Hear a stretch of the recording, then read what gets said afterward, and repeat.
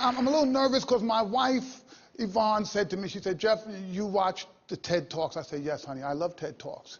She said, you know they're like really smart, talented. I said, I know. She said, they don't want like the angry black man. So I said, no, I'm going to be good, honey. I'm going to be good. I am. But I am angry. And the last time I looked.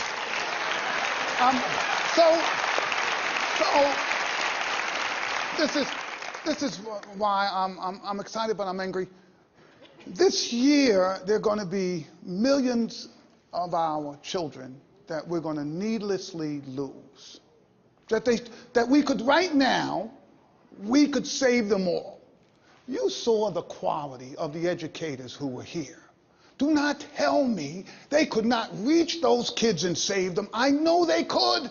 It is absolutely possible. Why haven't we fixed this? Those of us in education have held on to a business plan that we don't care how many millions of young people fail. We're going to continue to do the same thing that didn't work. And nobody is getting crazy about it, right? Enough to say enough is enough. So here's a business plan that simply does not make any sense. You know, I grew up in the inner city, and there were kids who were failing in schools 56 years ago when I first went to school. And those schools are still lousy today. 56 years later. And you know something about a lousy school? It's not like a bottle of wine, right? Where you say like 87 was like a good year, right? That's not how this thing, I mean, every single year, it's still the same approach, right? One size fits all. If you get it, fine. And if you don't, tough luck. Just tough luck. Why haven't we allowed innovation to happen? Do not tell me we can't do better than this. Look, you go into a place that's failed kids for 50 years, and you say, so what's the plan? And they say, well, we're going to do what we did last year this year. What kind of business model is that? Banks used to open and operate between 10 and 3. They operate 10 to 3. They will close for lunch hour. Now, who can bank between 10 and 3? The unemployed. They don't need banks. They got no money in the banks. Who created that business model, right? And it went on for decades. You know why? Because they didn't care. It wasn't about the customers. It was about bankers. They created something that works for them. How could you go to the bank when you were at work? It didn't matter. Then they don't care whether or not Jeff is upset he can't go to the bank. Go find another bank. They all operate the same way, right? Now, one day, some crazy banker had an idea. Maybe we should keep the bank open when people come home from work. They might like that. What about a Saturday? What about introducing technology? Now, look, I'm a technology fan, but I have to admit to you all, I'm a little old. So I was a little slow, and I did not trust technology. And when they first came out with those new contraptions, these tellers that you put in a card and they give you money, I was like, there's no way that machine is going to count that money right. I am never using that, right? So technology has changed. Things have changed. Yet not in education. Why? Why is it that when we had rotary phones, when we were having folks being crippled by polio, that we were teaching the same way then that we're doing right now? And if you come up with a plan to change things, people consider you radical. They will say the worst things about you. I said one day, well, look, if the science says, this is science, not me, that our poorest children lose ground in the summertime, right? You see where they are in June. You say, okay, they're there. You look at them in September, they've gone down. You say, woo. So I heard about that in 75 when I was at the ed school at Harvard. I said, oh, wow, this is an important study because it suggests we should do something. Every 10 years, they reproduce the same study.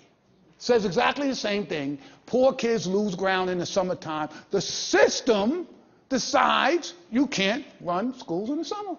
You know, I always wonder, who makes up those rules? For years, I went to the Harvard Ed School. I thought I knew something. They said it was the agrarian calendar and the people had, but let me tell you why that doesn't make sense. I never got that. I never got that because anyone who knows if you farm, you don't plant crops in July and August. You plant them in the spring. So who came up with this idea? Who owns it? Why did we ever do it? Well, it just turns out in the 1840s, we did have, schools were open all year. They were open all year because we had a lot of folks who had to work all day. They didn't have any place for their kids to go. It was a perfect place to have schools. So this is not something that is ordained from the education gods. So why don't we? Why don't? Because our business has refused to use science. Science. If you have Bill Gates coming out and say, look, this works, right? We can do this. How many places in America are going to change? None. None. Okay, yeah, there are two.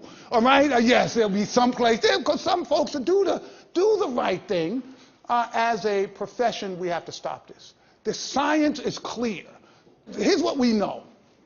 We know that the problem begins immediately. Right? This idea 0 to 3. My wife Yvonne and I, we have 4 kids, 3 grown ones and a 15-year-old. It's a longer story. With our first kids, we did not know the science about brain development. We didn't know how critical those first 3 years were. We didn't know what was happening in those young brains. We didn't know the role that language, a stimulus and response, call and response, how important that was in developing those children. We know that now. What are we doing about it? Nothing. Wealthy people know, educated people know, and their kids have an advantage. Poor people don't know, and we're not doing anything to help them at all. But we know this is critical. Now, you take pre-kindergarten. We know it's important for kids. Poor kids need that experience. Nope. Lots of places, doesn't exist. We know health services matter. People, we provide health services, and people are always fussing at me about, because I'm all into, accountability and data and all of that good stuff. But we do health services. I have to raise a lot of money. And people used to say, when they come fund us, Jeff, why do you provide these health services? I used to make stuff up, right? I'd say, well, a child who has cavities is not going to be able to study as well. And I had to, because I had to raise the money, right? But now I'm older, and you know what I tell them? You know why I provide kids with those health benefits and the sports and the recreation and arts? Because I actually like kids, right? I actually like kids, right? But when they really get pushy, people really get pushy, I say, I do it because you do it for your kid. And you've never read a study from MIT that says giving your kid dance instruction, right, is going to help them do algebra better. But you will give that kid dance instruction, and you will be thrilled that that kid wants to do dance instruction, and it'll make your day. And why shouldn't poor kids have the same opportunity? It's the law for these children. So here's the other thing. I'm a tester guy. I believe you need data, you need information, because you work at something, you think it's working, and you find out it's not working, right? I mean, educators, you work, you say you think you got it, you're great. No, and you find out they didn't get it. But here's the problem with testing. The testing that we do, we're going to have our test in New York next week, right? It's in April. You know when we're going to get the results back? Maybe July, maybe June. And the results have great data. They'll tell you Raheem really struggled, couldn't do 2-digit multiplication, and it's so great data, but you're getting it back after school is over. And so what do? You go on vacation. You come back from vacation, now you've got all of this test data from last year.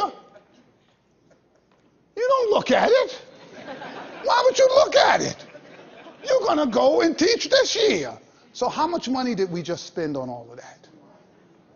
Billions and billions of dollars for data that it's too late to use it. I need that data in September. I need that data in November. I need to know you're struggling, and I need to know whether or not what I did corrected that. I need to know that this week. I don't need to know that at the end of the year when it's too late, because in my older years I've become somewhat of a clairvoyant. I can predict school scores. You take me to any school. I'm really good at inner city schools that are struggling. And you tell me last year, 48% of those kids were on grade level. And I say, okay, what's the plan? What did we do from last year to this year? You say we're doing the same thing. I'm going to make a prediction. This year, somewhere between 44 and 52% of those kids will be on grade level, and I will be right every single time, right? So we're spending all of this money, but we're getting what? Teachers need real information right now about what's happening to their kids. The high stakes is today, because you can do something about it. So here's the other issue that I just think we've got to be concerned about. We can't stifle innovation in our business. We have to innovate. And people in our business get mad about innovation. They get angry if you do something different. If you try something new, people always say, it's charter schools. Yeah, it's charter. Let's try some stuff. Let's see. This stuff hasn't worked for 55 years. Let's try something different.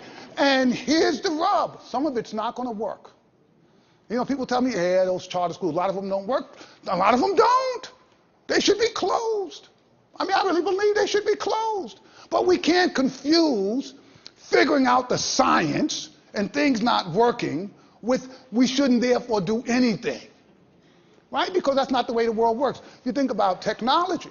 Imagine if that's how we thought about technology. Every time something didn't work, we just threw in a towel and said, let's forget it, right? You know, they convinced me, I'm sure some of you were like me, the latest and greatest thing, the Palm Pilot. They told me, Jeff, if you get this Palm Pilot, you'll never need another thing. That thing lasted all of 3 weeks. It was over. I was so disgusted I spent my money on this thing. Did anybody stop inventing? Not a person, not a soul. The folks went out there, they kept inventing. The fact that you have failure, that shouldn't stop you from pushing the science forward. Our job as educators, there's some stuff we know that we can do, and we've got to do better. The evaluation, we have to start with kids early. We have to make sure that we provide the support for young people. We've got to give them all of these opportunities. So that we have to do. But this innovation issue, this idea that we've got to keep innovating until we really nail this science down is something that is absolutely critical. And this is something, by the way, that I think is going to be a challenge for our entire field. America cannot wait another 50 years to get this right. We have run out of time. I don't know about a fiscal cliff, but I know there's an educational cliff that we are walking over right this very second. And if we allow folk to continue this foolishness about saying we can't afford this, so Bill Gates says it's going to cost $5 billion. What is $5 billion to the United States? What did we spend in Afghanistan this year? How many trillions, when the country cares about something, we'll spend $1 trillion without blinking an eye. When the safety of America is threatened, we will spend any amount of money. The real safety of our nation is preparing this next generation so that they can take our place and be the leaders of the world when it comes to thinking and technology and democracy and all that stuff we care about. I dare say it's a pittance. It's a pittance what it would require for us to really begin to solve some of these problems. So once we do that, I'll no longer be angry. So you guys, right, help me get there. Thank you all very much. Thank you.